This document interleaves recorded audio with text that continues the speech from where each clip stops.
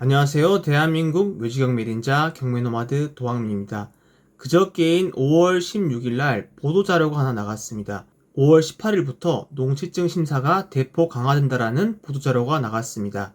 날짜 감각 없이 농지증을 신청을 했다가 담당자에게 오늘이 5월 18일이기 때문에 농지증을 신청할 때 추가적인 서류를 내야 된다라는 연락을 받았습니다. 실무에서 이 보도자료가 빠르게 적용되고 있는 것 같아서 오늘은 이 부분에 대해서 한번 다뤄보려고 합니다. 농림축산식품부에서 내려온 보도자료를 보면서 한번 여러분들과 이야기를 나눠보도록 하겠습니다. 농림축산식품부에서 낸 보도자료입니다. 5월 18일부터 농지 취득 자격심사가 대폭 강화됩니다 라고 있습니다. 자, 주요 내용을 한번 보시면 첫 번째, 농업 경영계획 서식을 대폭 개편하고 주말 체험 영농 계획 서식도 신설하였다라고 되어 있습니다.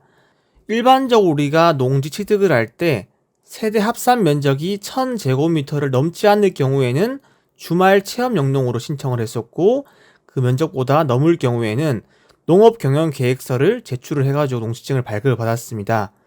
자, 근데 주말 농장으로 농지증을 발급받을 때는 경영 계획서를 낼 필요가 없었는데, 경영 계획서와 비슷한 툴로 주말 체험 영농으로 신청을 할 때도 계획서를 제출해야 한다고 신설되었다고 합니다.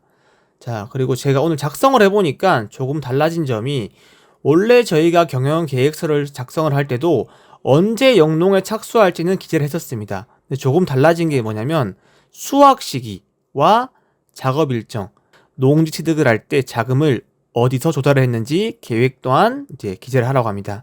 그리고 두 번째 달라진 점이 여기 보시면 제출해야 하는 증명서류도 구체화하였다라고 되어 있습니다. 이게 직장인의 경우, 그러니까 농업인이 아닌 개인의 경우에는 재직 증명서를 제출해야 한다고 하고, 학생의 경우에는 재학 증명서를 제출해야 한다고 합니다. 그리고 보시면 공유 지분의 경우에는 위치를 특정할 수 있는 약정서 및 도면 자료 또한 제출을 하라고 합니다. 그리고 뭐 거짓으로 제출을 했을 때는 과태료 또한 이렇게 나와 있습니다. 자, 그리고 세 번째, 공유 취득자의 농지 취득 자격 심사를 강화한다. 자, 공유 지분의 비율 및 각자가 취득하려는 농지의 위치를 기재를 하고, 이를 증명할 수 있는 약정서 및 도면 자료도 제출해야 한다라고 되어 있습니다. 자, 네 번째는 이제 담당자가 농지를 심사할 때 보는 서류를 확대한다라고 되어 있습니다. 기존의 경우에는 뭐 토지대장, 등본, 뭐 법인 등기부 이런 것만 확인했지만, 지금은 토지 등기부까지 확인을 하고 이렇게 추가적인 서류를 확인하도록 한다고 합니다.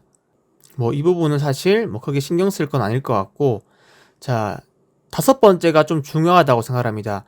농지증 발급 처리 기간을 연장하였다. 현행의 경우에 제가 농지를 신청을 했을 때 농업 경영계획서를 냈을 때는 4일 이내, 그렇지 않을 경우에는 이틀 이내에 민원을 처리해 줬습니다.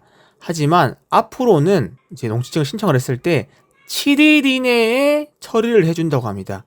근데 저희가 경매의 경우 일주일 안에 매각 결정 기일까지 농지증을 제출해야 되는데, 근데 앞으로 농지를 신청하면 일주일 이내에 민원을 처리해주기 때문에 그 시간과 동일합니다. 그래서 농지증을 처리할 때 시간이 좀 촉박일 수도 있을 것 같습니다.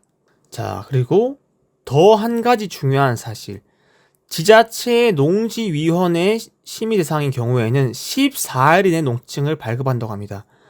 8월 18일부터는 각 지자체마다 농지위원회를 이제 신설한다고 합니다. 그러면 어떤 농지가 이제 심의 대상인가?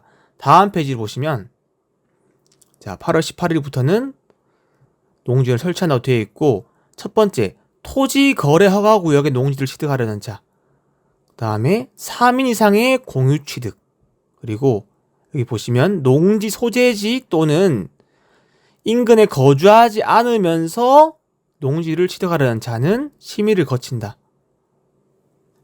이 부분이 걸리는 겁니다. 사실상 우리가 경매로 농지를 받을 때 우리가 거주하는 곳과 떨어져 있는 곳에 농지를 받는 일들이 많이 있습니다.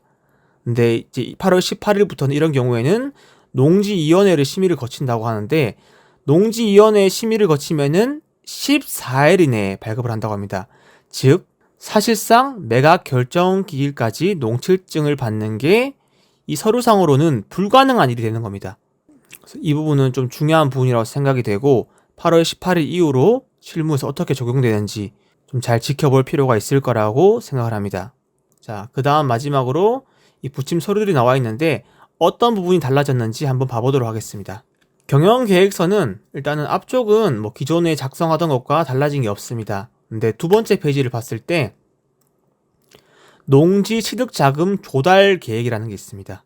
그러니까 쉽게 말해서 우리가 아파트 투자를 할 때 자금 조달 계획을 했듯이 그냥 농지도 투기 목적으로 하지 말라고 자금 어디서 조달했는지 그냥 그 부분을 물어보는 것 같은데 아파트처럼 상세하게 뭐 관련 자료를 요구하지 않는 것 같습니다. 자, 자기 자금이 얼마가 들어갔고 차입금이 얼마 들어갔고 이런 부분이 신설이 되었고 자 9번에 보시면 자 영농 착수 시기 여기까지는 원래 우리가 기재를 했던 겁니다. 하지만 달라진 게 수확 예정 시기 언제 너가 영농을 착수해서 언제 수확을 할 거고 그 수확을 하기 위해서 작업 일정 언제부터 작업을 했는지 그 다음에 어떤 작업을 했는지 이 작업을 하는데 자금이 얼마나 들었는지 그리고 자금 조달 방안까지 이 부분이 신설이 되었습니다.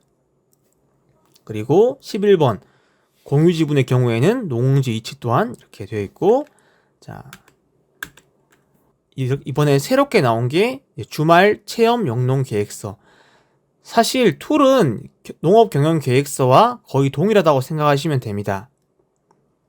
똑같이 이제 취득 자금 조달 계획을 쓰시고 여기는 주말 농장이기 때문에 경영 계획서와는 달리 수확 예정 시기는 물어보지만 언제 작업을 할 건지 이제 몇 명에서 작업을 하는지 얼마의 자금이 들었는지는 물어보지는 않습니다.